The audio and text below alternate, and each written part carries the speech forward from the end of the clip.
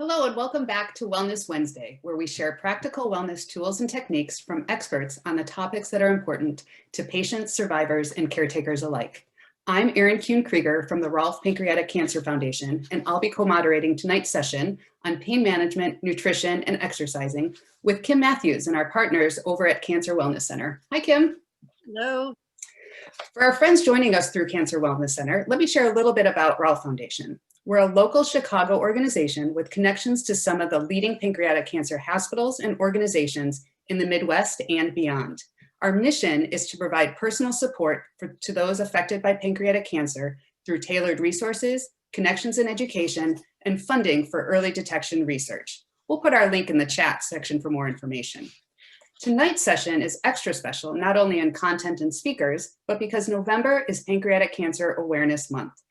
Rolf is once again partnering with the World Pancreatic Cancer Coalition, which is comprised of groups and foundations from around the world in spreading important information and awareness on pancreatic cancer.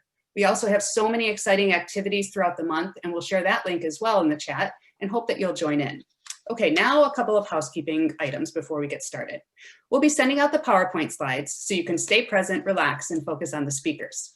Please ask questions throughout the session within the chat section. And we're going to be saving those questions until the end to make sure that we're able to get to everybody. Tonight's session will also be recorded, and we'll send that out to all the participants after the session's finished. Now I'm thrilled to reintroduce my co-moderator, Kim Matthews from Cancer Wellness Center, who will introduce us to tonight's speakers. Kim, it's all yours. All right. Thank you, Erin, and thank you to the Rolf Pancreatic Cancer Foundation for collaborating with the Cancer Wellness Center to offer this wonderful program this evening. Good evening, everyone, and thank you for joining us.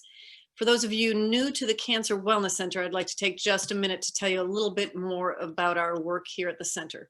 The Cancer Wellness Center was started in 1989 by three friends who were determined to build a reliable source of information and support for cancer patients and their family members living with cancer. Over the last 30 years, the center has grown to provide a variety of programs and services that seek to improve the emotional and physical well-being of those affected by a cancer diagnosis. Our services include educational programs like the one this evening, and these aim to help you navigate the varied challenges that come with living with a cancer diagnosis. We have wellness classes like yoga, tai chi, meditation, exercise for cancer, nutrition counseling, and many more. And these provide a holistic approach to healthy living. Our support services include counseling, support groups, networking groups, and these are designed to help patients, their loved ones, and those who are bereaved manage the emotional impact of living with a cancer diagnosis.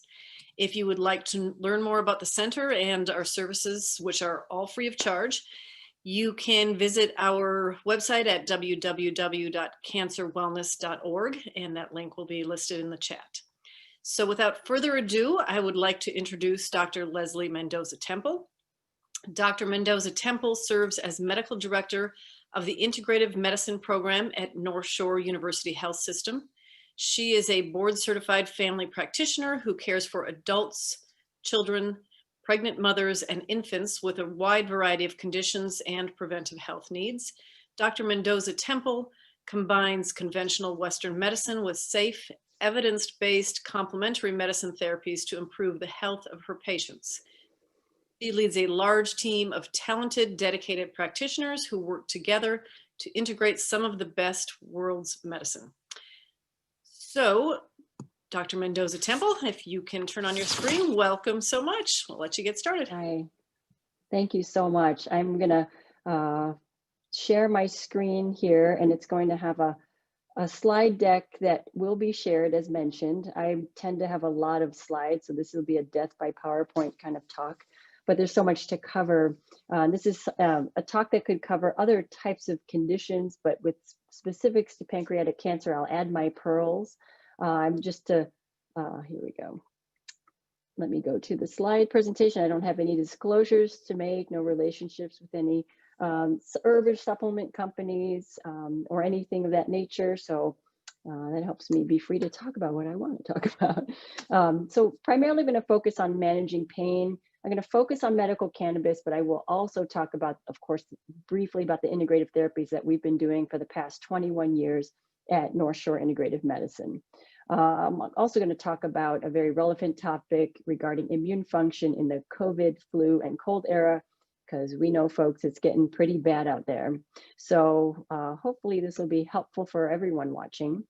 And this is like literally the fastest like bullet point. This is, I'm going to spend most of the time on medical cannabis just because I get so many questions about it, but I can't say enough about using acupuncture, massage therapy, yoga and movement therapies, which we're going to hear more about, talk therapy, mindfulness and meditation, and other ways to help decompress the brain's input, the psychological input that pain can, that can magnify pain, as well as physical therapy, occupational therapy, chiropractic care. We'll also hear about a healthy diet later from Lori, and just go through a very well-rounded approach to pain management, of which with acupuncture, massage, yoga, and talk therapy, we have practitioners to help with that approach. And I'll give you information about the program. We are in Glenview. And we thank I thank the Rolf Foundation for providing some scholarship funding to provide free acupuncture and massage therapy for patients who are qualified under financial means. So that is something that we do on a case-by-case basis. But thank you, Rolf Foundation, for helping create access to care where insurance doesn't cover. So I'm going to focus now here on cannabis, and we all have most people have a visceral response to this. You know, either is it bad? Is it all good? Is it somewhere in between? And I've learned that it is kind of in the somewhere in between philosophy for me, primarily good when used properly, but it can have its downsides for sure. It definitely can be abused as a kind of a recreational and potentially addictive substance. So we can't just say cannabis is free of any problems, yet at the same time, we can't vilify it as the evil weed. So we've got to meet somewhere in the middle. Cannabis is what it is, and it's been used as a medicinal therapeutic agent, as well as an agent for religious purposes early on, millennia ago. And then we have had our recent cultural stigma attached to it, that it's just for the bad kids and the naughty people. But you know, honestly, I'm using it as a medicine for my patients. I'm going to go through how that's done. And why does it work? It's because we have our own homemade endocannabinoid system that creates these or helps promote the functions we need to live and have a quality of life with regard to relaxation, eating and appetite, our ability to sleep, relax, stay well rested through the night, to protect ourselves from disease, which is an interesting part about cannabis and its immune properties.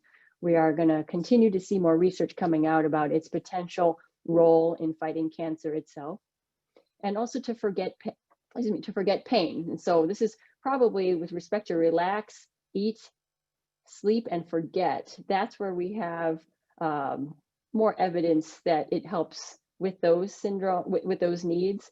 And then we will see more about protecting ourselves from disease as time goes by. So you can see here in this busy slide that we have two sources of cannabinoids. One is the external world with the plant, and the medicine doesn't actually come from the leaf. It comes from the small sugar leaves, the buds, the little tiny globs of goo that grow on a female plant.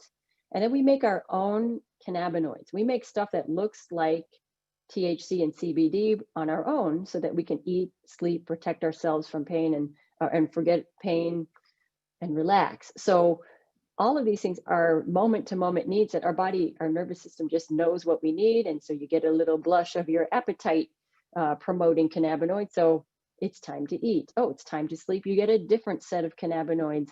But we know that when we take an external source of cannabinoids, that can also influence those functions. And it's very different for everyone. So one of the difficulties I have with recommending cannabis to patients is there isn't a one-size-fits-all approach at all. But I'll give you some guidelines, because now in Illinois, you can get cannabis. Just walk in if you're over 21, show your ID. You can buy whatever you want from a dispensary. But the difference between a medical patient and a recreational adult person is the price. So the taxes are now what differentiates medical and adult users, because all of the cannabis is made by the same cultivators. And so for patients who, this is expensive stuff. So also getting properly observed with your medical card. I think that it's always better to defer to having the card and do everything on the up and up, but you know, we can do this now, just being over 21. But keep in mind that 25% sales tax turns a $65 tincture into an $88 tincture, and that will add up. So your prime cannabinoids you should really know, if you come away with anything, is knowing the difference between THC, which is the psychoactive part of the cannabis. It makes people feel stoned or high.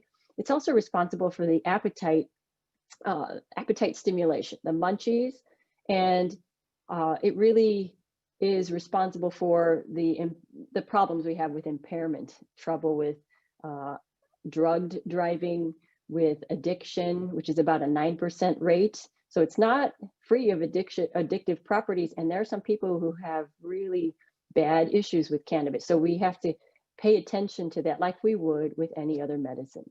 And THC works primarily on the CB1 receptors, which are primarily in the brain, also throughout the body. But that's when you think THC, think this is the stuff that gets you high. The other component we know more and more about is CBD. And when you hear the word CBD and hemp, and I got CBD at the gas station, I got CBD at the jewelry store or the vitamin shop, they are referring to hemp because you can only buy hemp products, which is a form of cannabis, from an over-the-counter source because it doesn't have enough THC to cause a psychoactive effect. But CBD is just one chemical in a soup of chemicals that is known as cannabis. And what it does is it can help bring down the psychoactive activity of THC. It may have some anti-nausea, neurologic protecting, and anti-inflammatory properties. So I think when you take a plant and you've got a lot of different nutrients in there and chemicals, they're going to work synergistically, but also very differently in individuals. Plus, between plants, you're going to have variety between them. So knowing the CBD and THC ratios, that's going to be important when a person is selecting their cannabis product from a dispensary. The other thing that's getting a lot more attention are the terpenes, which are the essential oils, the other components of cannabis that make it smell like pine or make the cannabis smell like citrus or lemon. And so within these compounds, for instance, with pinene, which comes from pine trees, it may help with memory. So this is something where, okay, you hear about cannabis and someone who's got Alzheimer's and maybe it helps them calm down from the sundowning they get around 6 p.m., but maybe they feel a little more alert. That's not CBD or THC most likely. It's probably the pinene that's in there. And we're not always seeing the cannabis dispensaries putting the contents of terpenes in their profiles when you look at the fine print on your cannabis labels. And limonene, which is from citrus, may be helpful for lifting mood. So I like using essential oils and aromatherapy when I feel like I'm tired, I'm just a little bit blued out by all the gray skies. I might take a little smell of an essential oil of lemon and it just seems to kind of perk me up. So that's another way to use essential oils, but in cannabis, this is also part of that soup of chemicals we see. Sativa versus indica. So there's essentially two kinds. There's really three kinds, but the main ones are the two kinds, cannabis sativa and cannabis indica. They may have different effects on the body, whereas a sativa is known more to affect the mind. It's a tall and skinny plant, so I think of it as growing more towards your head, so you have more of that psychoactivity, maybe helps with lifting the mood for those who are depressed.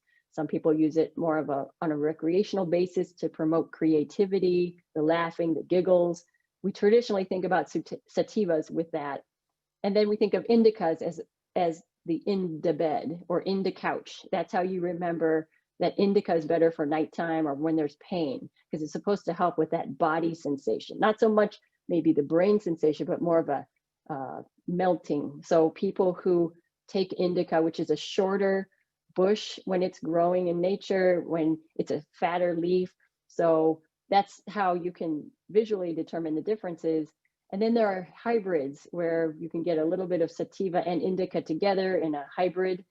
And in the end, the purists don't think these differentiations matter anymore. because things have been so crossbred and hybridized that they are losing these characteristics as we keep making more and more of this. What it may matter, and I still go by this, so indica for bedtime, sativa for daytime, never drive on any of them because they have THC, don't drive for many hours, or drive first, get your errands done in the daytime and then take your cannabis when you're home and you're not doing any more errands. But I think what's most important when you look at cannabis is the THC, CBD, and if you can see a terpene profile, that'll probably determine how this is going to affect the person. So when you read a cannabis label, you can see here THC to CBD ratio. This is 11:1. This is called the Blue Dream. It's just the name of the variety that was grown. It's a hybrid. Doesn't tell you all that much because it doesn't say hybrid indica predominant or sativa. So I would say labeling still has leaves a lot to be desired, but at least I know this is not something you would give a true beginner because the THC is quite high compared to the small amount of CBD. So this is this is like a THC predominant strain. Here's another label. You could see vast differences between them. I like this label because they tell you also about yeast and mold counts. They talk about the THC CBD ratios here. You kind of have to eyeball that though. But you can see here, you got 18.57% THC and 0.35% CBD. So this is another THC predominant, not for beginners. And you can also see here the different terpenes. So beta caryophyllene is high in this, myrcene. It's got a whole bunch of different things in here. But even then, I'm still not quite sure how to interpret how this is going to treat my patient, but at least I can get a little bit of a better idea what's in this. So that's a little cannabis label reading 101. And there are different forms where you can inhale it through smoking or vaping. Some people will put the raw leaves in tea if you're growing your own. Tinctures are probably my favorite just because they don't have the sugar and all the other stuff you don't want. But edibles are very convenient. Edibles can be very confusing too, because how much do you eat that whole brownie? Do you eat half of it or just a crumb? It really is so unsure how people dose it. So I'll give you some dosing guidelines. Here's an example of some patients who are vaping. They take the smoke. It's really not smoke. It's the vapor of boiled cannabis. That temperature, the steam is created. You inhale the steam, and that is where the active drug is. But in this era of COVID and vaping related injuries and the cold and flu season coming on, I don't recommend this. However, I have patients who say, this is the only method that works for my pain. Edibles don't work. I've tried topical. I tried everything you told me, and this is what works. Then if that's what works, that's what works. Just be wary that if you can cut down on the lung strain, then it would be better. But I understand that this is sometimes the best method for many patients. Also, when smoking flower, like in this bottom line here, where this woman is smoking a cigarette, flower is the cheapest way to get cannabis. So for those on a budget, having the flower is maybe more affordable and the only option. And I have a lot of patients on disability who can't afford all the fancier stuff. Okay, so here's my little spiel, and I'm part of a group called Doctors for Cannabis Regulation, and we created this statement just saying, let's try not to do the vaping and smoking, especially when joints are shared and you're passing stuff around. That's a very good way to come and get COVID-19 or the flu. Okay, so next is looking at edibles. So when I look at edibles, you could see a wide variety of brownies and chocolates. I count the oils kind of as an edible because you also swallow it. But let's say you've got this piece of chocolate and it looks like a Ghirardelli square of chocolate.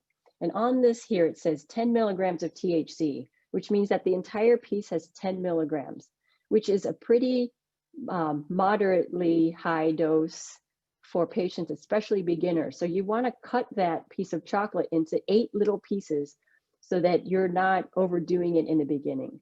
And when you take that little piece, the 1/8 of a piece, you're going to not feel anything probably for 1 or 2 hours. And if you have a slow digestive tract, it may take longer.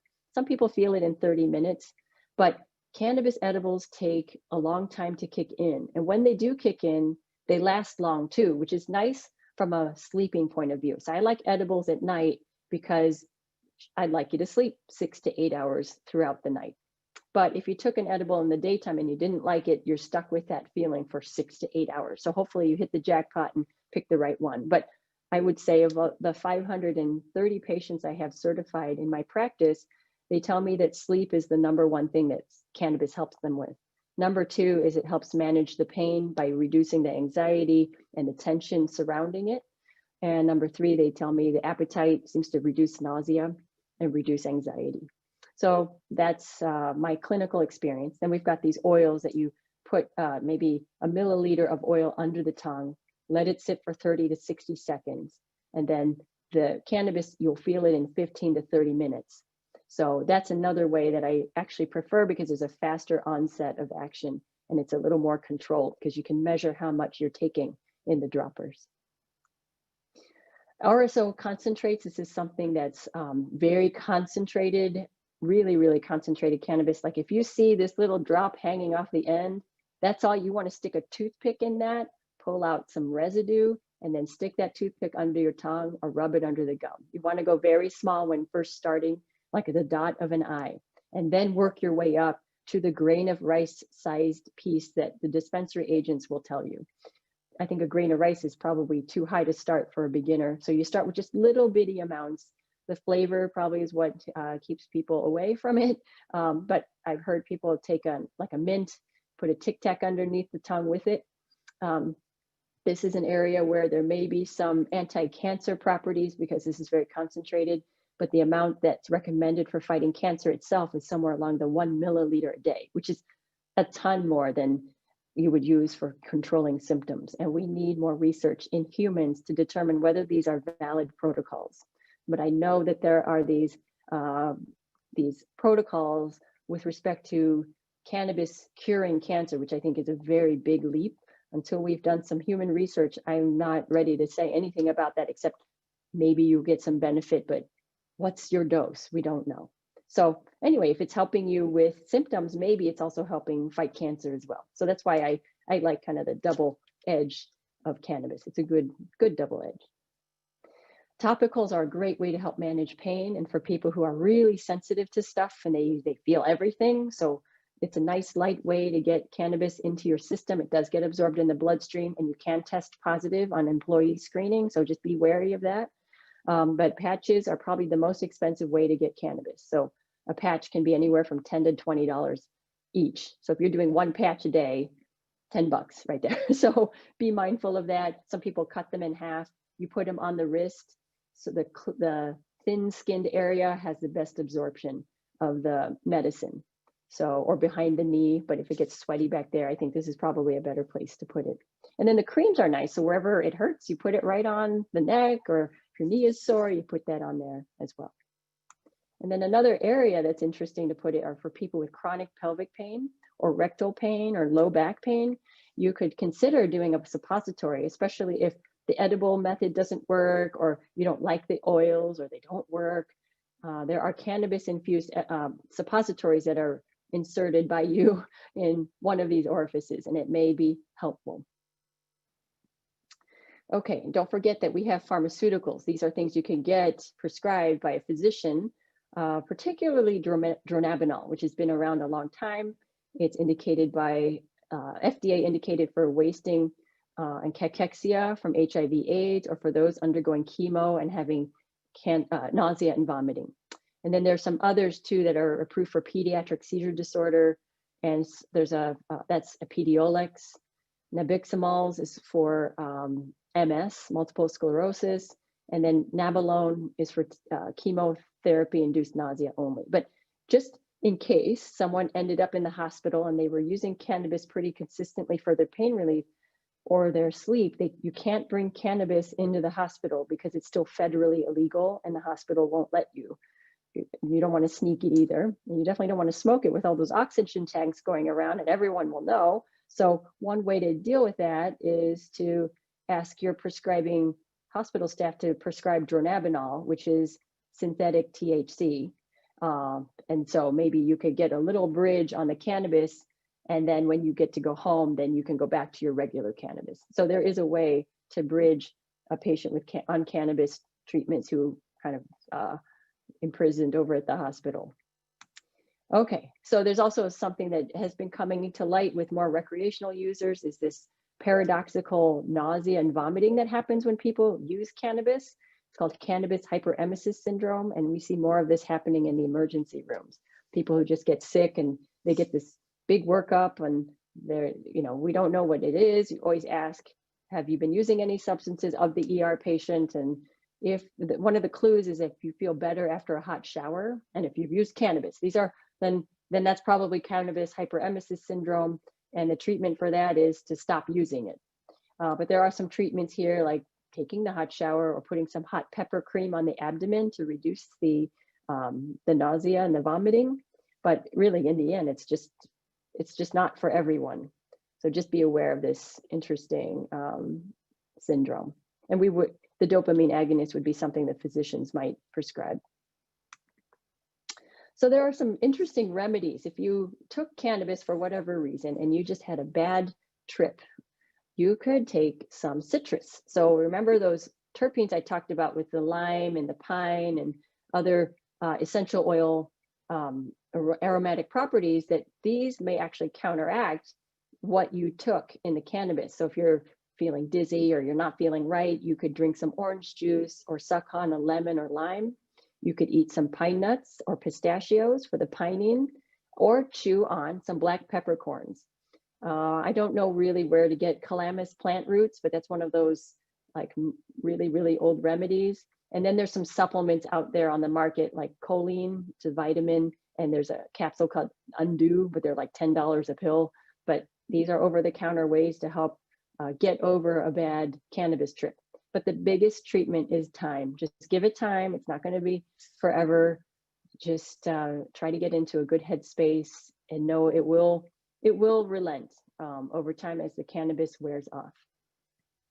And that's interesting. I think that when you have a substance that's been around for thousands of years, humans are going to hack a counterbalance to that. So funny stories. I was at Ravinia when we had Ravinia last year, and there was a young woman in the first aid station who OD'd on an edible, because apparently that's happening a lot, especially at concerts, and she was feeling really nauseous. And I wasn't the doctor on call, but I told the nursing staff, you guys should just carry a big jar of peppercorns, and that's it. So if you start seeing that at Ravinia and concert sites, then you can thank me. I'm just kidding. But this has been known for a long time in the cannabis using world.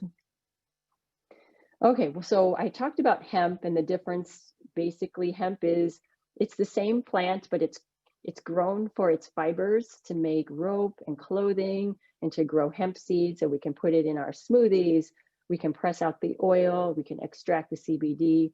Very valuable plant. And now the Farm Bill has allowed farmers to grow in the US hemp instead of it being so restricted, which also allows companies to sell CBD with less than 0.3% THC at any retail outlet. That's why you've seen an explosion of CBD products, and we just don't know what the best ones are. I do have in my armamentarium my favorite brands, but I'm not going to sit and push those here. But let's just say there's lots and lots of brands out there.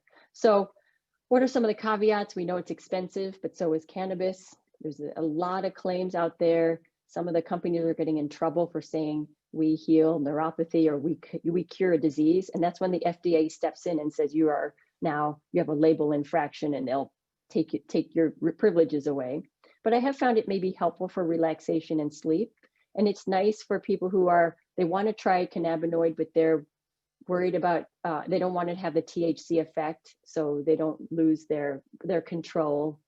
So CBD can be helpful, but it can have some side effects too, like if it's too sedating or it makes you feel a little funny. I don't get a lot of complaints about CBD, but it can happen. So the other thing to know too is if someone is on CBD and you're going to get drug tested at work, you could still show up positive. So don't use anything for a month if you think you're applying for a new job and you're worried about getting drug tested. You just don't want to have any of that pop up. So here's my spiel about hospitalized patients. Dronabinol comes in 2.55 or 10 milligram pills. Some people will, before cannabis was really available and we were waiting for the program to start, I would ask patients to take CBD from hemp to balance the THC, and I would prescribe dronabinol and hemp oil together as sort of like this pseudo cannabis combination. And this is something that maybe if you were traveling abroad, if we can do that one day, you could take a dronabinol prescription with you on the airplane and fly anywhere, whereas you can't take cannabis with you, you will maybe end up in jail. That would not be good. So it's just funny to see how our medical establishment used to sell cannabis. This is Eli Lilly before it became illegal, and you could get cannabis as a tincture. I love this infant's relief that for babies of all things, with a little bit of nitrite, sweet spirits of nitra and chloroform. Nothing like some chloroform to help your baby calm down. No, thank you. Okay, so immune optimization. I know we started at 6:10, so I have a few more minutes to just talk about something that I think can affect, hopefully help a lot of you. And I want to point to this resource. This is where I derived a lot of my talk from. This is the University of Arizona's Integrative Medicine program, and they came out with an evidence-based article on what could theoretically be helpful in fighting COVID. Since then, things have been updated, but if you want to see this full text article, it is really good, and it talks about lifestyle in it, like eating a plant-based diet, getting 7 hours of sleep or more, taking certain supplements that might help promote your immune function, which ones maybe you shouldn't take at certain times. But what we don't have is anyone doing some real hardcore research on, okay, does this work in COVID? So I'm going to give you the evolution of one of the fastest evolving pieces of literature is what vitamins do you take in COVID-19? And I reserve the right to change my mind because things may change later on. So this article, this is available for free download. And since you have the slides, I do have here the link, but all you have to do is Google University of Arizona Integrative Medicine COVID, and you'll see this page. You click on integrative strategies, you click on the article, and then you can read the entire thing. And this was written by my colleagues at University of Arizona and my mentor, Andrew Weil and Victoria Mazies in particular. There's another more innovative, cutting edge article that's also free on herbs and COVID. Less evidence-based, but it's got more options if you're really into the learning about vitamins, about herbs. This has some more in it, and this is from the Institute for Functional Medicine. Again, though, no one has done enough research on actual COVID patients to see is what they're saying really holding water. So just yesterday, I was looking at what is the CDC changing, and or what are they saying now? And just as of like last week, vitamin C, they were recommending, at first we were like saying, yeah, do it, it's really good, it might help. And then in the, usually this is what we see in conventional medicine, you'll see things like there are insufficient data for COVID-19 treatment guidelines panel to recommend for or against the use of vitamin C in people who are not ill, who have COVID-19. So it's like, okay, what about prevention? So in the end, when they look at the research, these are people who are very conservative about what they're going to say. They're saying that we don't have enough research to say yay or nay. But from my experience, it's a very low risk thing to try as long as you're not overdoing 2,000 milligrams a day. Anything higher than that can upset the stomach because it is an acid. So some people get tummy aches from vitamin C, and anything higher than that, you got to be careful of kidneys. If you have a history of kidney stones, you don't want to overdo vitamin C. You want to hydrate well, but you probably could take some, but get it from food. And Lori Bumbaco will talk about that. With vitamin D, I heard a lot about, yeah, everyone should be on it. And I got on that bandwagon. I really think we need it anyway for multiple reasons, especially when it comes to cancer. We live in Chicago, for those of you here. We are pretty far north on the planet and our sunshine quota is not that high. So vitamin D is a nice way to get what you need without damaging the skin or promoting other like skin cancers and whatnot. And then you look at the CDC or the NIH, what do they think? Oh, insufficient use for or against. That's not helpful, but I would say you need to talk to your physician about it. Most likely most people who live in this area are going to need some vitamin D, but it is possible to overdose on it, especially when you take vitamin D drops, and the people who squeeze a jet of that in their mouths every day, they come in with toxic vitamin D levels, which is not good for your kidneys. So this needs to be monitored. Zinc supplementation, I was also real excited about that one. And then, oh, look at this. They're actually recommending against zinc above the recommended dietary allowance, except if you're doing a clinical trial and that there's insufficient data. And the reason that there's more rationale in this, but if you use zinc for too long, you could promote a copper imbalance. So zinc and copper go together. Too much zinc might deplete your copper. So I think, though, you could still use it reasonably at like a 15 to 30 milligram dose, but not forever and ever. The thing is it feels like COVID is going on for a long time. So you could take zinc on and off, maybe with a multivitamin, so you get the copper in there. But zinc has antiviral properties. The thing to know about zinc, though, is it can upset the stomach. And this is one that actually gives me a little bit of a quease. So I can't even do zinc every single day. So just be wary of that. When COVID first hit, the wellness shop at my office, they blew out of zinc. You couldn't find zinc. So there's a lot of like toilet paper. I thought zinc was the toilet paper of vitamins for a while. Okay, so my current opinion is talk to your doctor, because we don't know can you take zinc? How much vitamin D should you take? Most likely you can do vitamin C, at least like 1,000 milligrams a day. And what about all the other supplements? But overall, the risk seems low with a potential benefit, but there is no substitute for wearing a mask, a physical distance, not social. I hate social distancing. Let's be physically distant and be very social, but frequent hand washing. I have a list here of these supplements are mentioned in that article, like andrographis, astragalus. Things to know about melatonin, though, is that if you take it, you could get nightmares. Some people use it for sleep, but some people get a hangover afterwards. You'll know, because you can blame melatonin for that, but it doesn't always happen. But it may help promote immune function. Got mushroom extracts like maitake and shiitake, reishi, turkey tail, quercetin, which comes from apples and onions and has an anti-inflammatory effect, good for allergies. I talked about vitamin C and D and zinc already. And I'm not going to go over dosing because it's just not appropriate to do it in this forum, but if you want to read more about it, it is in that article.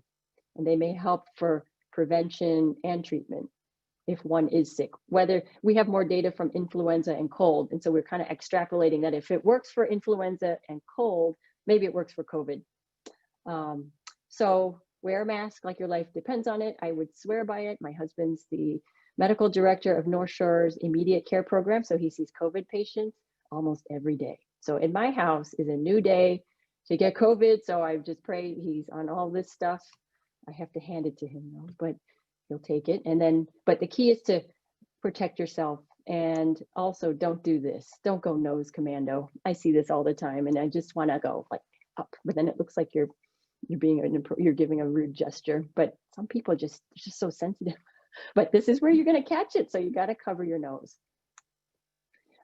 Supportive care, Tylenol is okay to take. I've asked about ibuprofen. Initially, Italian studies said don't take it, it might make the COVID worse. That was later debunked. So don't worry about taking ibuprofen if you're having muscle aches and pains. Do you remember when Tylenol was flying off the shelves too? And all the ibuprofen was left behind. And lifestyle is very important here. Give your immune system a chance to recover. This is a supplement guide, subscription only. It's about $40 a year. And then here's one for healthcare professionals, which is like almost $200 a year, but this is where I go to for my non-biased information as well as PubMed. This is where you can get them. And again, I have no disclosure. This just helps the NorthShore Integrative Medicine Program, but no individual, and we have no incentives to sell. But if you want to find stuff that's good through curbside service, support local business, go to the small shops. There are other places I like, Highland Health, Walsh Natural Products, JD Mills in Evanston, depending on where you're at. So if you can't find it, then go to Amazon, but why help them? They've got plenty. Okay, so databases, these are particularly for those who want to look up a supplement. And Memorial Sloan Kettering actually has chemotherapy interactions, although I don't find it the most up to date. So if you really want to see, does turmeric interfere with tamoxifen, you got to go to PubMed and look, because their information's outdated. So these are the services we provide at NorthShore Integrative Medicine. And I'm out of time, so I'm just going to leave it right there, where we have a team that's been around 21 years, and this is them. So I thank you very much. And I also wanted to pay tribute to this man. So, you know, what a great example of someone who can thrive and do what he needs to do. He was so transparent with what he was going through. And I hope that everyone here, if you have a loved one, that you are just taking it a day at a time. Thank you very much. Thank you, Dr. Mendoza Temple. That was very helpful information. I want to introduce you to Barbara Shapiro. Barbara is a certified personal trainer with the National Academy of Sports Medicine. She is also a certified cancer exercise specialist who assists individuals going through the cancer process with appropriate exercise recommendations and motivation for a positive lifestyle. I want to say I know that motivation is very key because we're lucky to have Barbara at the Cancer Wellness Center. And when we were in person, the room where she would teach her class was down the hall from my office. And I always heard lots of energy and laughs and fun coming from that room. So thank you, Barbara. She teaches our Wednesday and Friday strength and conditioning class, which you can still do online virtually. And Barbara, welcome. Thank you, Kim. Cancer-related fatigue has been described in many ways. Some individuals say they feel tired, weak, and exhausted. Others say they have no energy and they can't concentrate. They talk about having heavy arms and legs, little drive to do anything, being unable to sleep, or perhaps sleeping too much. They feel moody, sad, irritable, and frustrated. The symptoms of fatigue in people with cancer are usually caused by more than one problem, and the factors that contribute to your cancer may be completely different from those of someone else. This fatigue can come from the cancer itself or from side effects of the treatment. Some treatments for pancreatic cancer, such as chemotherapy and radiotherapy, will cause fatigue and last for a few months after treatment. There can be problems with eating and digestion. Anemia, which is a low level of red blood cells, can be caused by chemo and make you feel tired, as well as some of the medicines that are used to help with pain. However, there are some specific behaviors that can be useful in treating this fatigue. Setting up a daily routine for those activities which need more energy, including short rest periods, can have a major impact on your energy levels. It is important to share how you feel with your caregivers and friends. Do not hesitate to change plans if your energy level drops. Prioritizing sleep by going to bed and getting up at the same time each day and moving your body can help bring back some normalcy to your life. Distracting activities like listening to music, watching a funny movie, or spending time in nature can help. There is a research showing that being outdoors can help with depression and also increase a sense of calm. Just 2 hours a week, according to the study, are enough to reap the benefits. While recovering from cancer treatment, besides your support team, it is important to stay connected with others. Feeling isolated can bring on negative feelings, so sharing your thoughts can help ease this burden. Stress management and relaxation exercises can help, as well as talking to a health professional. Mind-body exercises like Tai Chi, Qigong, and yoga are great because they combine movement, stretching, balance, and breath work with the spiritual aspect of meditation. Physical activity is one of the healthiest habits you can adopt and one of the best ways to counteract cancer-related fatigue both during and after cancer. It helps to optimize quality of life and reduce the stress of the loss of physical functioning. Other benefits of movement are the improvement of cardiovascular fitness, metabolism, muscle strength, endurance, body composition, anxiety, depression, self-esteem, and happiness. Data has revealed that higher fitness levels significantly increase longevity. It has been shown that people of all ages, regardless of prior physical ability, can improve their health and wellness by doing some gentle, regular exercise. No matter your age or fitness level, it is never too late to begin to exercise. During this time, there may be several things that will affect your ability to exercise, including the stage of cancer that you have, your specific treatment, your stamina, strength, and fitness level.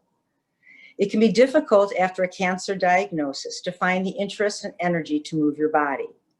Both the mental and physical exhaustion can work against you, and unfortunately, this tiredness does not get better with rest.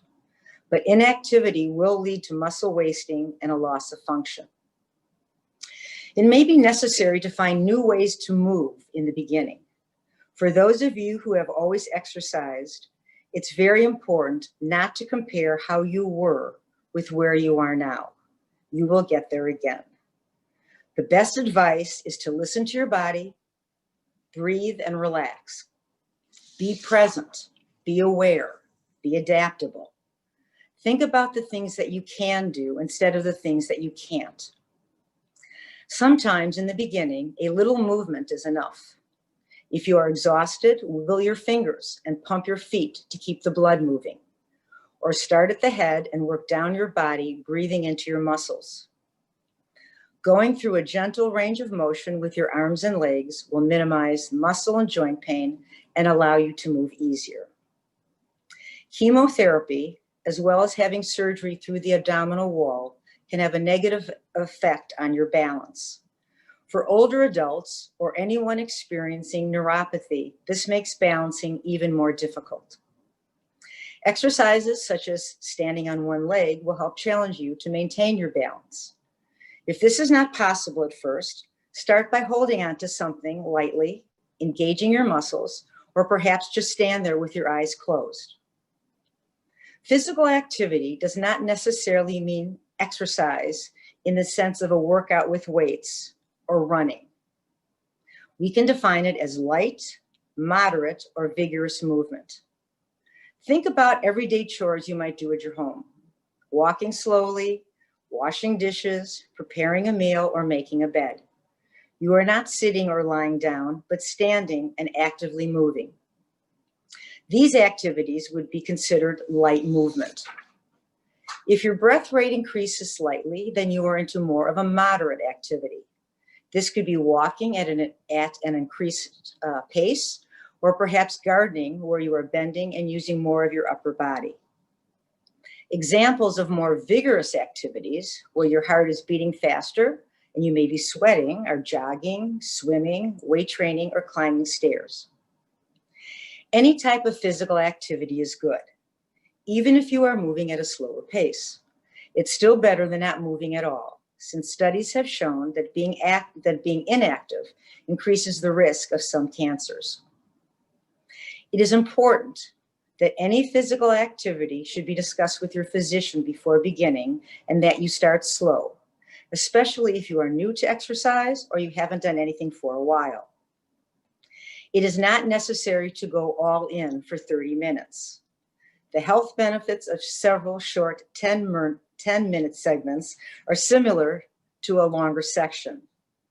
The recommendation is to work towards 2 to 3 strength training sessions per week and 150 minutes of moderate intensity cardio. That breaks down to 30 minutes a day, 5 days a week, or for approximately 20 minutes a day, 7 days a week. Doing something every day, if possible, is better than moving occasionally. After chemo, when energy is low, stretching or a short walk would suffice. Strength training versus cardio. They are both important. But without the muscle activation that is used in strength training, especially as we age, we are setting ourselves up for other possible problems. And strength training can be cardiovascular. Strength training will increase bone density, which helps to reduce the risk of osteoporosis. And while many things erode with use, the muscular skeleton system does not. The more we use our muscles and bones, the stronger they get. Consequently, strength training not only makes you stronger, but it will preserve muscle mass while building up endurance. When you begin to strength train after cancer, it is not necessary to use external weight like dumbbells or tubing.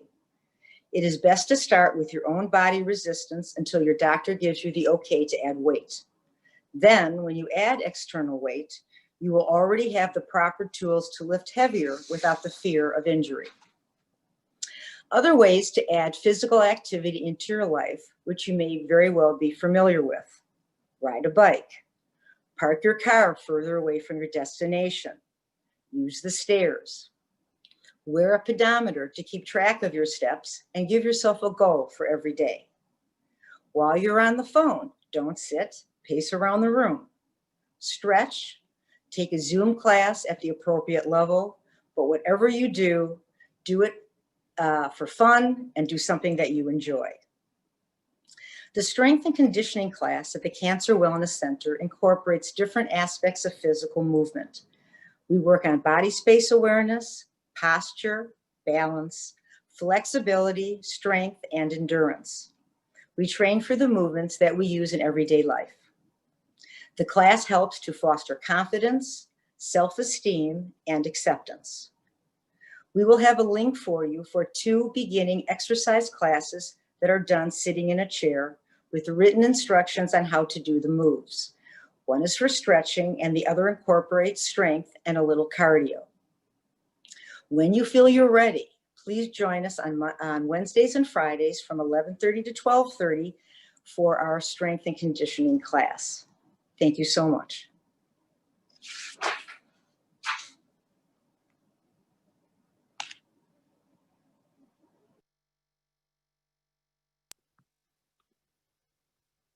Sorry, a little slow to unmute there. So thank you, Barbara. Great information. And we've got some good questions for you at the end, particularly how to get motivated for all those fabulous things. Welcome to Lori Bumbaco. Lori joined the Cancer Wellness Center team in 2015 and is a board certified specialist in oncology nutrition. In addition to offering individual nutrition counseling at the Cancer Wellness Center, Lori co-facilitates our weight loss for wellness and mindful kitchen programs. She also works part-time at Kellogg Cancer Center and is a professional speaker for Lilly Oncology and co-founder of Cancer Nutrition Care Team. Lori's areas of interest include empowering survivors with reputable information, building confidence in the kitchen, and exploring how food is more than just nutrition. Thank you, Lori. Thank you so much, Kim, for that introduction, and good evening, everyone. I am so excited to be part of this panel and to be able to present to everyone tonight. So thank you for participating. I'd say, I think you agree, wow, what great presentations we had so far. Such great information that was shared. And I'd like to wrap tonight's program with an equally informative and engaging presentation. So I have a PowerPoint to share. And I also created a document to also sort of elaborate on some of the concepts that I'm going to be presenting tonight. So if you did not receive that document, just drop a note in the chat box and we'll make sure we get that to you. Okay, so without further ado, I'm going to share my screen and share my PowerPoint presentation.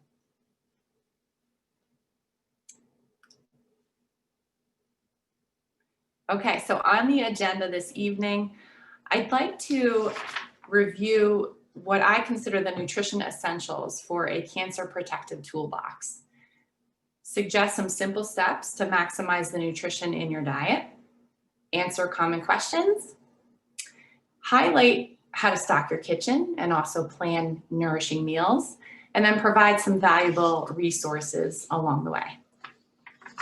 So this is the most common question that I get from people that I meet. Tell me, what should I eat? What should I not eat? And what a great question. But in the search for that answer, so many people feel overwhelmed because let's face it, nutrition advice is, well, quite frankly, it's everywhere, right? And this nutrition advice tends to be generalized, hyperbolic, and also can produce some anxiety for some. So I'm here to help set the record straight. I want you to know that nutrition advice is often cookie cutter, but you are unique and you deserve a more personalized approach to nutrition care planning. Also, if you come across information that sounds too good to be true, chances are it is too good to be true. And what I don't want for you is to feel stressed out or worried or even afraid about some of the foods that you eat, right? Think about the stress and the anxiety. That's probably more detrimental for your health than any food could ever possibly be. Now, if you feel like you still need some reassurance and some guidance to navigate all this information, the solution is to consult with an oncology dietitian, because he or she can curate a specific plan that works best for you. So why food? I'd like to share, and Kim mentioned this in the introduction, that my thought about food is that it's more than just nutrition. Food elevates personal relationships. Think about it. Like, food is this vehicle that invites us all into the kitchen. It invites us all to gather around the table. And because of food, we connect with one another more. Food is also an act of self-care. So think of self-care being the things that we need to do to live a healthy and peaceful life. So when we invest time and energy into planning nourishing meals, this is an opportunity to perform self-care. And last but not least, food is one of life's greatest pleasures, right? And I think if we focus too much on the nutrition in food, then we forget the fact that food is delicious, and we want to honor that. So I would encourage you to embrace each of these components as you think about food and nutrition, because when we do that, when we integrate each of these components, then we truly harness the nourishing potential that food can provide us. So experts want you to know that no single food or food component by itself can protect you against cancer. But research is showing that a plant-based diet may help lower the risk for many different types of cancers, as well as recurrence, secondary cancers, and even all-cause mortality. So who are these so-called experts? They are the American Institute for Cancer Research, and they summarize their recommendations for cancer protection with this graphic. And I've provided this in your handout for you to look further at. So if you look at the last recommendation on the bottom right corner, you see that following the diagnosis of a cancer, individuals are advised to follow as many of these behaviors as possible. Because think of this as like a checklist. The more you can accomplish these things regularly, the more cancer protective your lifestyle will be. So why is nutrition so important?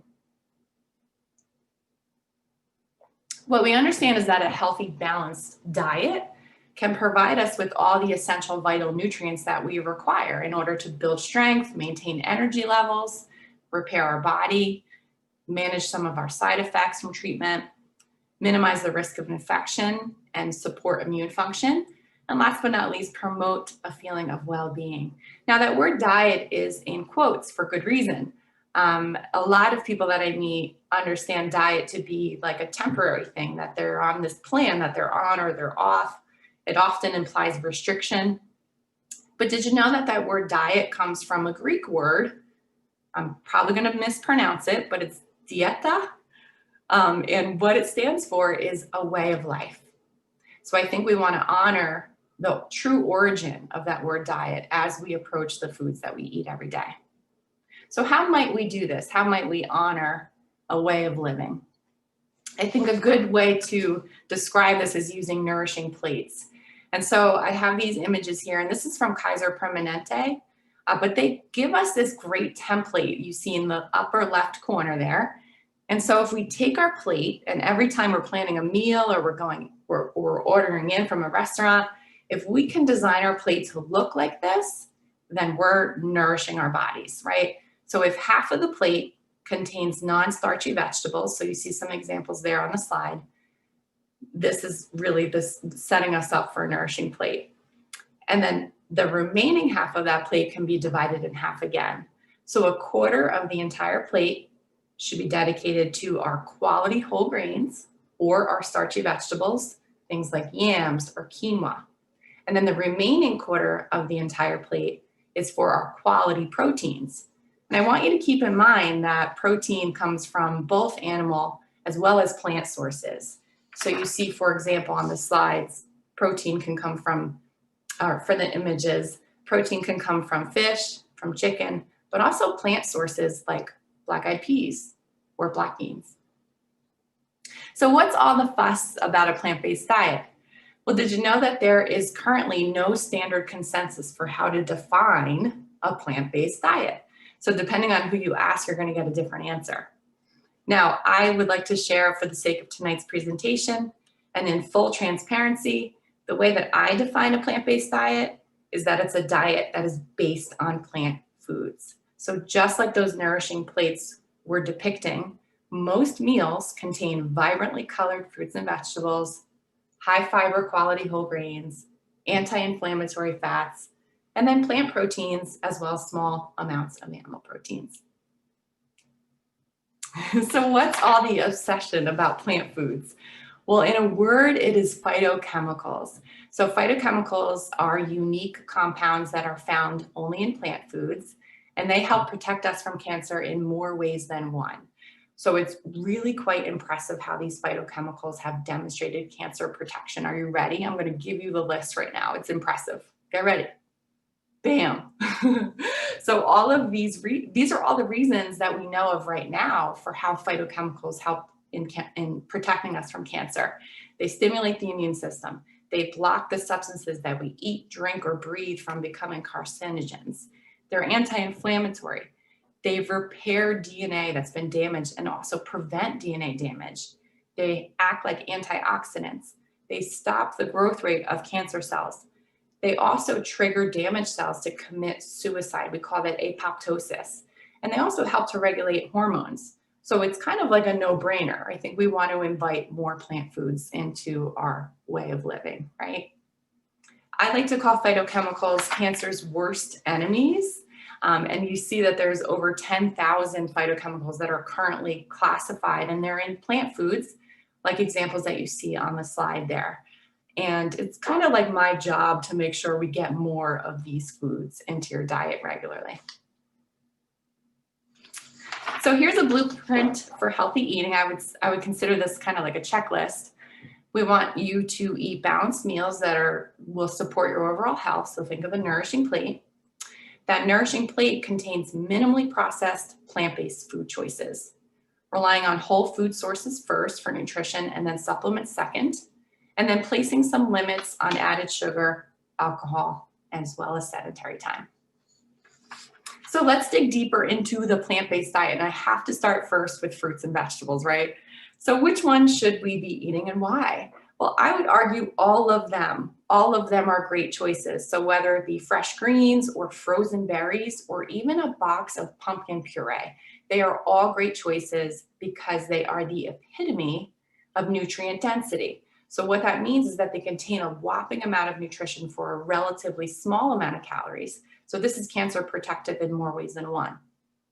Now, vibrantly colored choices are one indication of the phytochemical content. So just keep that in mind. And this is why you hear dietitians suggest that you eat the rainbow. Now, how do we incorporate more fruits and vegetables into the diet? I like to recommend kind of substitutions or swap outs. And if you currently enjoy dessert or a sugary dessert, could you learn to savor the natural sweetness of a local seasonal fruit instead? Another great example is to swap out our highly processed snack foods. So things like chips that really are not very nourishing. They're not nutrient dense, but instead some raw vegetables, which would be a great substitution to give you more of this nutrient density. I also think infusing vegetables into meals is another easy way to add more vegetables to the diet. And on your handout, I gave you some great examples. Next, let's talk about carbohydrates. So which ones do the experts recommend that we eat and why? They want us to eat whole grains and products made from them that are minimally processed. And they're very similar to fruits and vegetables. They are nutrient dense. They also contain a good amount of fiber as well as phytochemicals. How do we incorporate more whole grains into the diet? I like the idea again of substitution. So if you are enjoying a refined grain like white rice, could you swap that out for an ancient grain like farro, which is a more hearty, dense version of white rice that contains more B vitamins and protein, as well as zinc and magnesium and vitamin E? It becomes a no-brainer. Another example is to try something new. So maybe you're comfortable with the popular quinoa. Could you try to add some diversity to your diet, but with a similar intact grain like millet? They both function very similarly in recipes. So a lot of people ask me, how do I know the distinction between a processed carbohydrate or a refined carbohydrate and one that's whole? And I like to introduce this concept of the 10-to-1 rule, which I certainly didn't come up with, but I love sharing. And so the rule works this way, that for every 10 grams of carbohydrate, the same portion should include at least 1 gram of fiber. So here's what that looks like if we were to look at a food label. Here's a picture, and this is actually an old food label, of whole wheat bread. And so for this one slice of whole wheat bread, the slice of whole wheat bread contains 10 grams of carbohydrate as well as 5 grams of fiber. So does it fit that 10-to-1 ratio? It certainly does. In fact, it's a lower ratio, right? It's a 2-to-1. So this is a good example of a quality carbohydrate because of the high fiber content. Here are some other good examples of whole grains. Some of my favorites that are listed are oats and bulgur. I actually love amaranth as well. And they have this standout nutrient that is fiber. And I have nutrient in quotes because technically fiber does not give us any nutrition at all. But experts are arguing that we should label it a nutrient because it is essential for good health. So here's what fiber does. It dilutes and eliminates toxins. It protects the lining of our colon. It aids in blood sugar and insulin control. And so for that reason, experts want us to try to consume 25 to 30 grams per day. Now, Americans are eating maybe half of that amount, so we have some work to do. What I do want to point out about whole grains are that they are more than just the fiber they contain. They are like a whole package, right? So you see listed on there some immune supporting nutrients like vitamin E and zinc and selenium as well as copper. And they also have other compounds that function like antioxidants as well as in anti-inflammatory ways. Next, let's move on to healthy fats. So which ones should we eat and why? Well, if the fat comes from a plant food, it's a good choice, all right? So think about olives or flaxseed or avocado, and then the oil versions of them. And then generally any nut or seed, I only listed a few here on the slide, they're all great choices. And that's because the fats that are in them have anti-inflammatory properties. Also, those foods tend to be high in antioxidant components as well. So how do we incorporate more healthy fats into the diet? We make some substitutions, right? So in meal preparation, could you incorporate some healthy oils? Maybe instead of mayonnaise, could you use mashed avocado? Or if you buy store-bought salad dressing, could you make your own version of a vinaigrette using olive oil or flaxseed oil? Another great example is, again, going back to those highly processed snacks. And could you replace them simply with a handful of nuts or seeds? Talk about a superior nutrient-dense choice. It's sort of a no-brainer. Okay, let's wrap with our plant-based diet on plant proteins. Which ones did the experts recommend and why? Well, the legume family, this is beans and lentils and split peas, they open up a whole world of possibilities, and I have lots of ideas if you ever ask. But also whole soy foods and whole grains give us a good amount of plant proteins. I like to think of plant proteins as protein plus.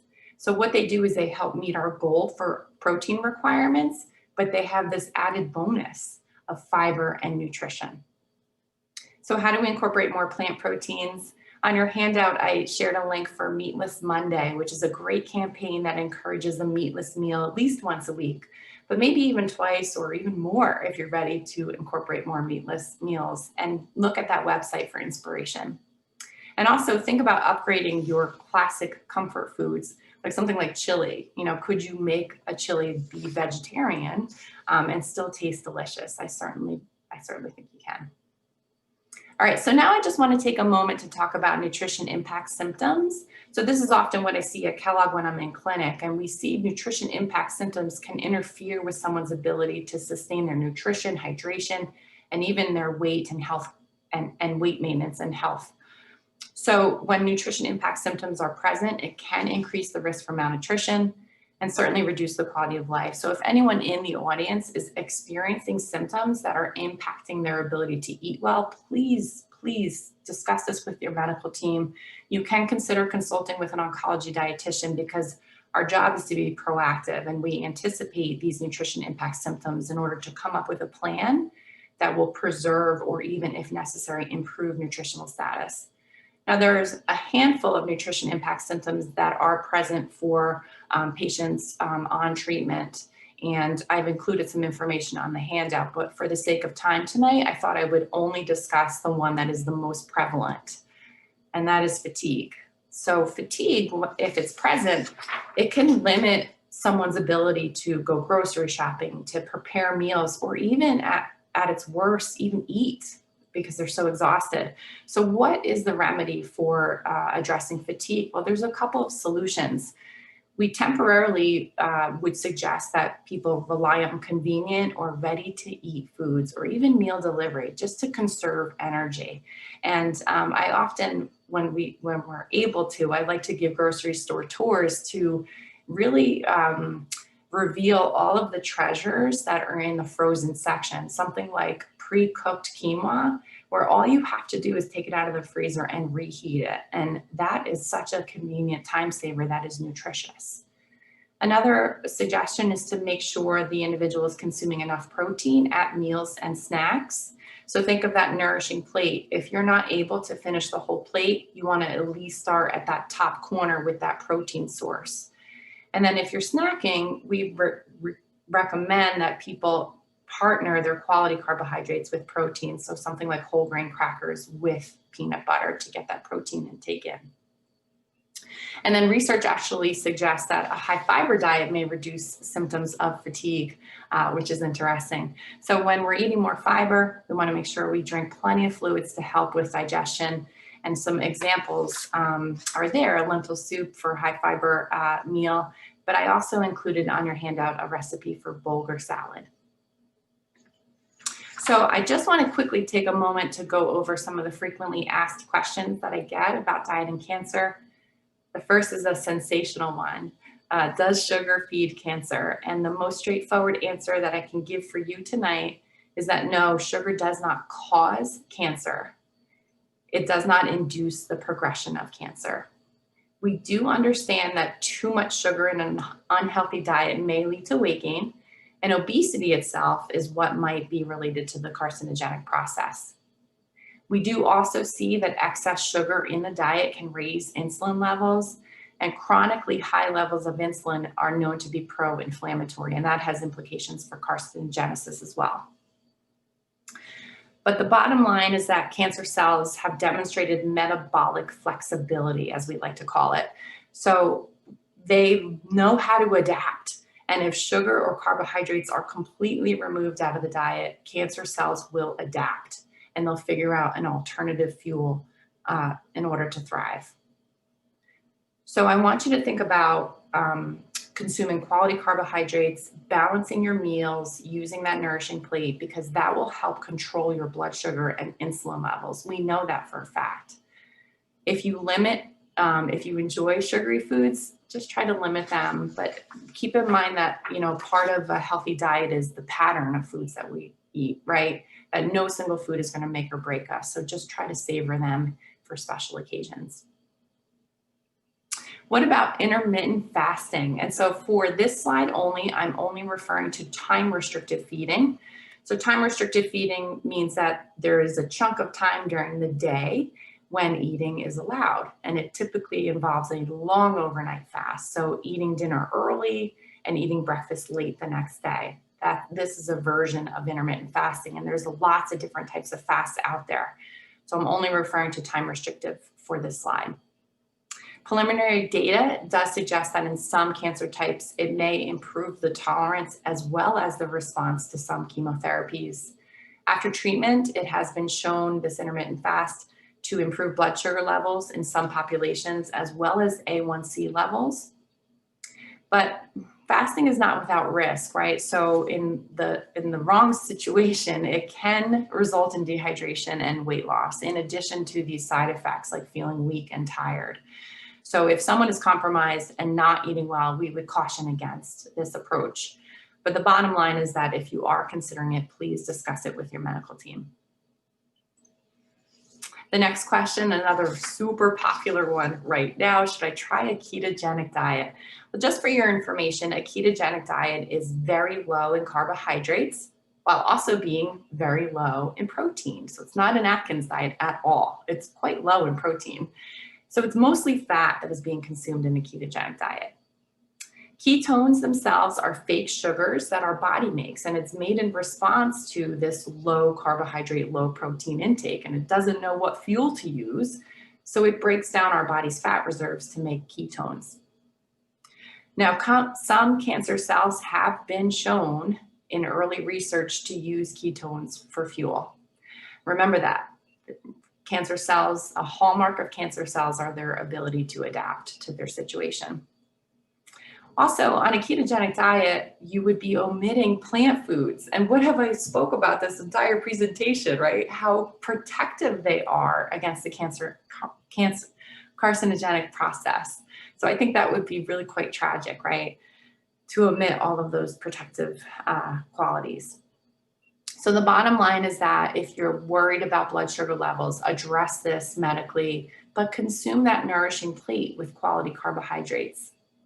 If you are considering it, discuss it with your medical team. I know it's very popular right now, and there's a lot of interest and research being poured into this approach. At this point in time, we think that the risk is likely worse than any potential benefit. So please just discuss it with your medical team. Okay, and the last question, how do I boost my immunity or my immune function? So let's just set the record straight about proper immune function. It's complicated. It's a complex balance of many factors, especially as it relates to nutrition. And it's a matter of adequacy. So I like to refer to that as Goldilocks. So too little of nutrients as well as too much of nutrients are not conducive to proper immune function and actually may inhibit immunity. So the bottom line is that plant-based diets, as we've discussed, they saturate our bodies with what we need, with the required amounts of those nutrients. In addition to that, plant-based diets have that fiber, and fiber is fuel for our gut health. And as it turns out, very exciting area of research, most of our immune function resides in our gut. So now I just want to wrap with a couple slides about nutrition tips and for meal planning and as well as grocery shopping. So if you're thinking about going grocery shopping, how do we make it safe yet nourishing at the same time? Well, I would suggest enlisting a nutrition care team. So who of your friends and your family members can you delegate some responsibilities to? Rely on a nourishing grocery list, and I included an example of one in your handout. Consider food delivery and pickup services. These are so convenient at this point in time, and they minimize exposure. And then also consider signing up for community-supported agriculture. So there are local farms that can deliver a produce box to you or to a pickup location, and you can have fresh local produce at your fingertips. Now, as it relates to meal preparation, how do we conserve energy and make it easier for individuals? Well, again, use that nutrition care team. There are people in your life that would be happy to take those responsibilities on. I would encourage you to keep it simple, and I gave you some great suggestions in your handout that you can assemble meals in a matter of minutes that will be nourishing. Consider a meal planning worksheet, and I gave you a link to one in your handout. And then remember to keep it social. So involve the family, right? Could the kids cook? Could they do some prep work? Remember that food is serving more than just one purpose, right? It's opportunity to connect. And I think meal preparation is our potential way to help establish that connection. So these are resources that you will have access to that I very often refer to or suggest patients resort to for their trustworthy information. And then this is basically just a summary. I want you to think about where you're getting information from. Try to go plant-based when you can. Remember, that's not vegan, but mostly plant foods most of the time. And doing this can really help you harness the potential nourishment that we find in food, help you maintain your weight, support your immune function, aid in recovery from surgery and from treatment, and I think best of all, optimize your quality of life. So thank you. I'm gonna end my share, and hopefully we have plenty of time for some questions. Great, thank you so much, Lori, Dr. Mendoza-Temple, and Barbara. We really appreciate all of the insights that you've shared tonight.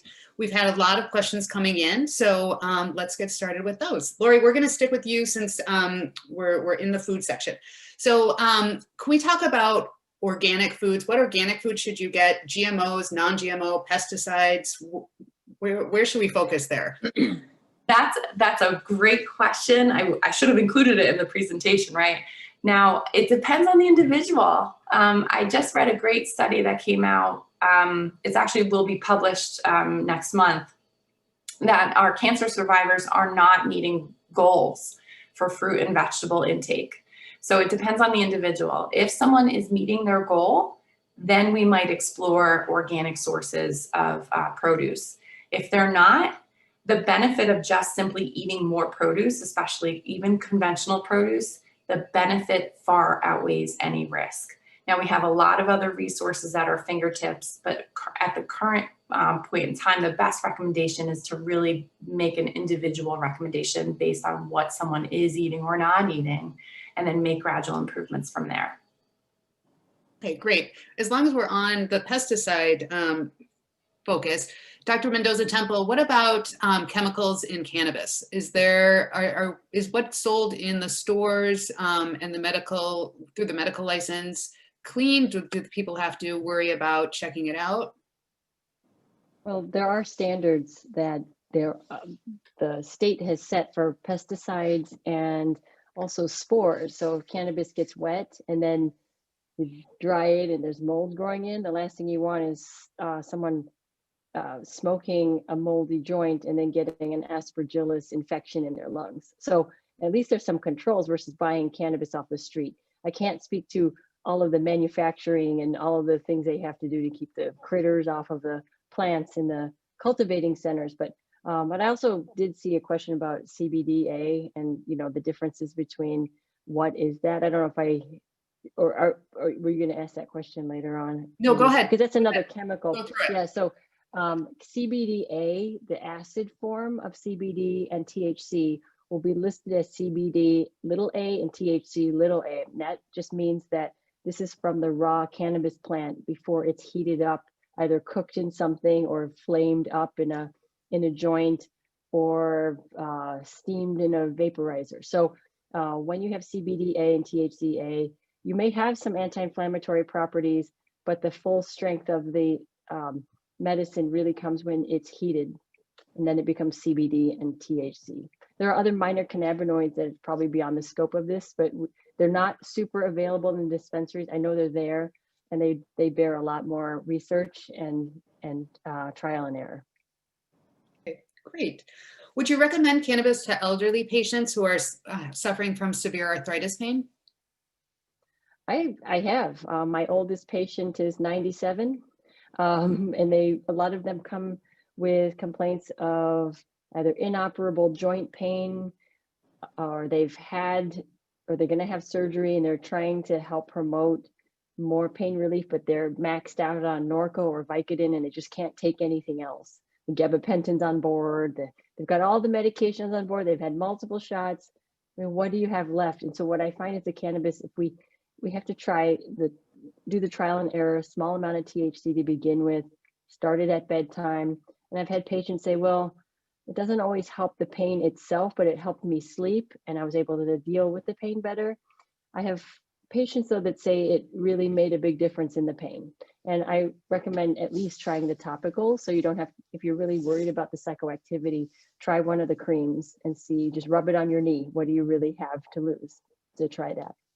So yes, even in elderly. Fantastic. And as far as cannabis use during the day for anxiety, we had a question come in saying that they can only use it at night because it makes them fall asleep. So what would you recommend for them to use during the day to help with that anxiety piece? Well, from a cannabis point, maybe not use anything that's cannabinoid related. I like, first of all, the mind-body approach. What is it that's driving your anxiety?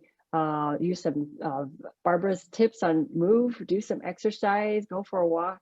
What is it that's weighing on the mind that's creating this fight or flight response? Breathing exercises, meditation. But if you're looking for supplements, like people always want a pill. So I actually like CBD from hemp. I also think that L-theanine, which is from green tea extract, is a nice one. It's the relaxing part of green tea, drinking some chamomile, but really slowing down the breathing is key. And then of course there's pharmaceuticals for that. Great. Barb, let's switch over to you. Let's talk about finding motivation to start any new activity. You talked a little bit about that. Are there apps that you recommend to streaming to get you going? Are there devices that you recommend?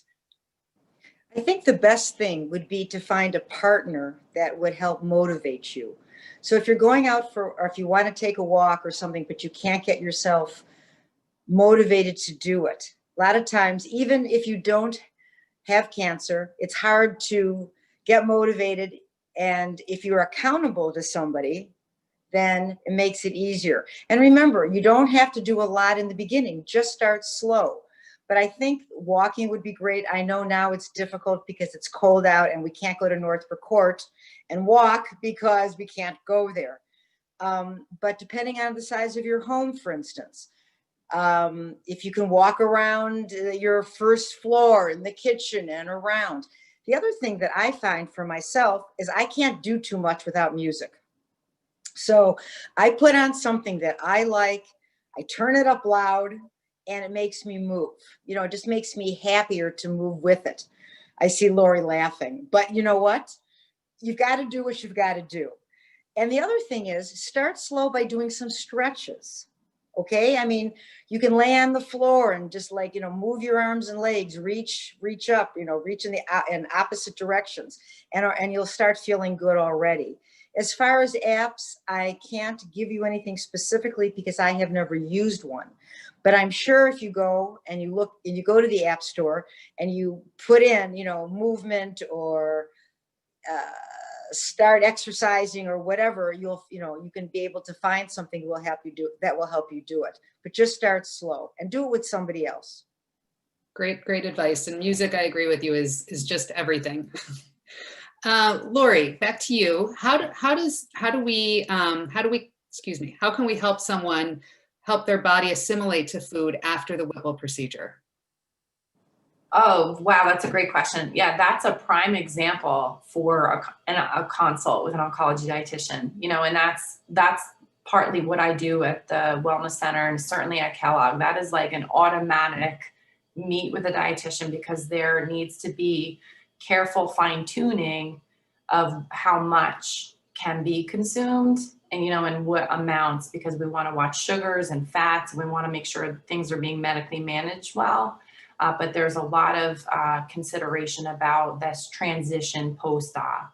And so that's why there needs to be monitoring and initial evaluation and then monitoring to make sure the right goals are being accomplished accordingly. Yeah, I'm sorry, I can't be more specific with that. No, that's great. Yeah. But pointing them in the correct direction is really helpful. We talked a lot about keto. What about the other diets that are out there? So gluten-free, dairy-free, Whole30. You know, what's your take on all of these?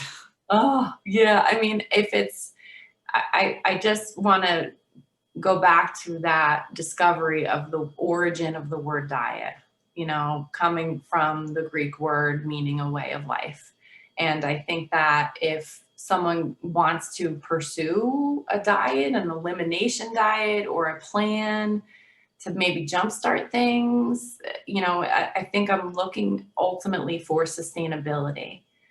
Because I think quality of life food is quality of life, I think. And that's what I'm looking to preserve for the people that I'm working with. But again, it probably just matters according to the individual. Okay, great. Now we have a few more questions left. If anybody watching has additional questions, please send them to us through the chat or through the Q&A. You can do it privately. Dr. Mendoza Temple, let's go back to signs of cannabis addiction and how to make sure you don't become addicted. So there's dependence and there's addiction. I'm not an addiction specialist, but people can become dependent on any medication and say, if I need it, if I don't have it, I go through a withdrawal. And that can happen a lot with benzodiazepines, opioids, 9% of the time to cannabis. But when we talk about addiction, there's a dysfunctional piece where the judgment goes out the window. Like, I think about this a lot more obsessively. I will make bad decisions, even though it's bad for me. I'm going to go drive on it because I just need it. The common sense and the restraint goes by the wayside with addiction, where you're going to have problems with relationships and making bad choices, or stealing or breaking the law to make this happen. So in terms of other addictive substances, we think about alcohol, cigarettes, too many benzos, too many opioids. So if you look at all addiction is going to be a bad thing. So you try and temper with, you could use the harm reduction argument that, well, if you got addicted to cannabis, wouldn't that just be less worse, less bad? But I'd never like any of that happening. That's why integrative medicine therapy is to help not become dependent on any one thing. I think that's important. So we don't want to just be, the cannabis is my only way of ever coping. Because then I worry about people who are like, okay, then they're a little more at risk for an addiction to that substance. So how do you prevent it? You think about them as short-term, temporary things that you use as a crutch while you work on some of the larger issues. But don't be afraid of using it if it helps, and you're trying everything you can with lifestyle, and this is the only thing that's helping you. By all means, please do what needs to be done to sleep and to feel comfort. It's a balance. Great. And on those other areas, meditation and deep breath, are there apps that you recommend that folks can use? Yeah, sure. And I find that apps, it's like we need novelty as humans. So we might like something for a while. I know I get flaky about things, but even the act of looking on your phone for meditation apps is meditative. So my favorite ones, I'll type them here. I like Calm and Headspace. I've tried them all and I've gotten sick of them all, where you're like, you have it on your phone, you forget about it. 10% Happier is a nice one too. And there's a free one called Insight Timer. So what you do is you just even thinking about, I need to be mindful, is already being mindful. But there's the act of brushing your teeth slowly and feeling the bristles against your gum. When you're doing a movement from exercise, instead of thinking about the grocery list, you're actually breathing in and out with each movement. Paying attention, slowing down. And I think the pandemic has helped us really slow down because nothing else to do. So slowing down, thinking. There's no book. You don't need a book or an app for that. Same thing when you're eating, to eat mindfully, slowly, chew your food, taste the spices, roll it around on the tongue. If there's no one after your food, you don't have to eat it within 30 seconds because then your brain and your gut don't catch up and you've now eaten way too much. So mindfulness is probably the theme I'm trying to get at. And apps can get you there, but they can also be more junk on your phone to look at. Right, and music comes into play as well, as Barbara was saying. Back to you, Barbara. Let's talk more about, because at least here in Chicago, our weather went from 70 and humid yesterday to winter winds and cold today. So as we're getting more into winter, and because of the pandemic and we don't have as many places to go, what other ideas would you have for people to work out? I mean, would you recommend doing a Zoom workout with a friend, or running your stairs, or what else would you recommend? You're correct. All those are fine. The other, I guess it really depends what your energy level is. If you're feeling great, then you want to work a little bit harder. Doing stairs is a great aerobic workout. It's also strength. You'll feel it in your legs. If you can get past the first 5 minutes, all of a sudden your legs don't bother you so much and you can go up and down much easier. That's great. You can do the old-fashioned calisthenics. you know, jumping jacks. I mean, if you can do any of that, marching in place, reaching, lunging, all that kind of stuff. If you can't motivate yourself to do it on your own, or you're not familiar with what to do, YouTube has wonderful instruction. Put in, you know, depending if you want a stretch class, you want a bar class or a dance, you know, this way when you're home, and even when the classes that I teach, I always tell everyone, you do as much as you can. You want to listen to your body. Some days you may have more energy, you can do more. They may ask you to do 12 repetitions. At 8, you've had it. Then you stop. But it'll motivate you and challenge you, and also you don't feel like you're all alone. The other thing that I have been told by a friend, I have not checked this out, and this is for seniors. If you have Facebook, you can go on, she told me it's Go Fitness Silver Sneakers. And there are classes there. Again, you can pick any type of class you want, and it's geared more toward seniors, but a good class or a good instructor will have different levels, meaning, you know, either you can run in place or you can march in place, or maybe you can just pick up your heels a little bit. They should tell you so that you know what level you're at and you can participate and not push yourself more than you need to, or start higher and then bring yourself down lower. But I think if you need motivation to work with someone and you don't have someone to be accountable that will do things with you, then I would definitely say go to YouTube, try maybe the Silver Sneakers. There are a lot of different classes, different instructors that will teach.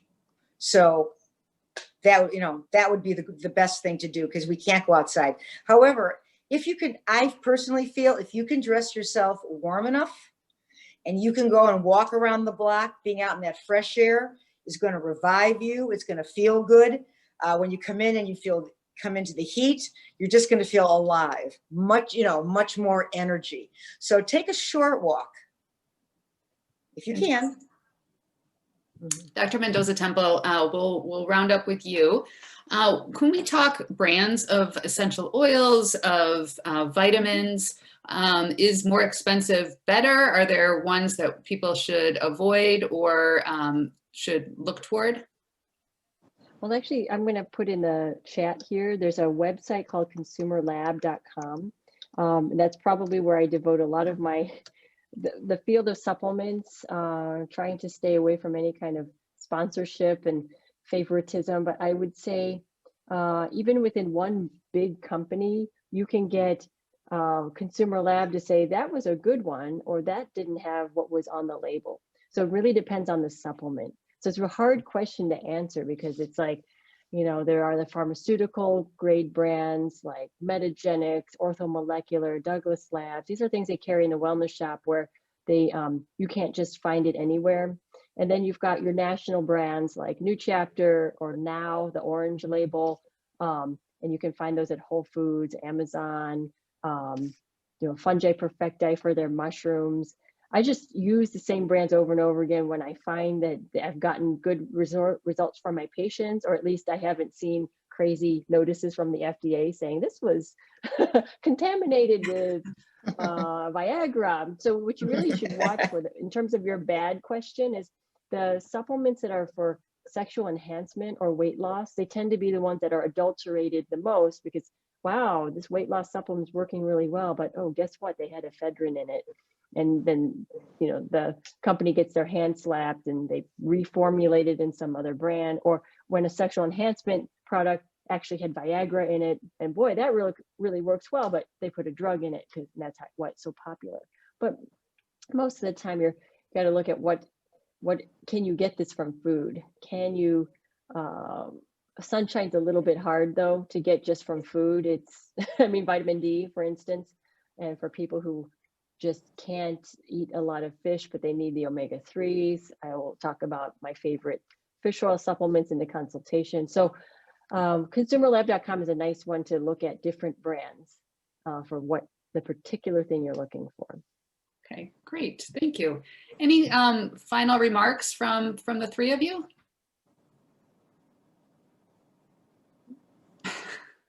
I think tonight's panel was so informative. I'm so grateful to be part of it. And I hope that everyone that attended really felt the same way. It was definitely fantastic. Thank you, Lori. Thank you, Barbara. Thank you, Dr. Mendoza Temple. We're so appreciative of you being here tonight and sharing such useful and important information to help folks out along the way. If you have additional questions, you could definitely send them to us at Rolf or the folks at Cancer Wellness Center, and we will pass them along and be sure to get those questions answered for you. We'll also be following up with an email that has all of the presentations, Lori's handouts, as well as Barb's videos, links to the videos there. So we'll be able to get everybody that information. And if anybody has any ideas for future Wellness Wednesdays, please email us at info@rolffoundation.org. In the meantime, keep your eyes out for the December Wellness Wednesday announcement, and we hope you'll join us for our Awareness Month activities. Until then, we hope you stay safe and take good care. Have a good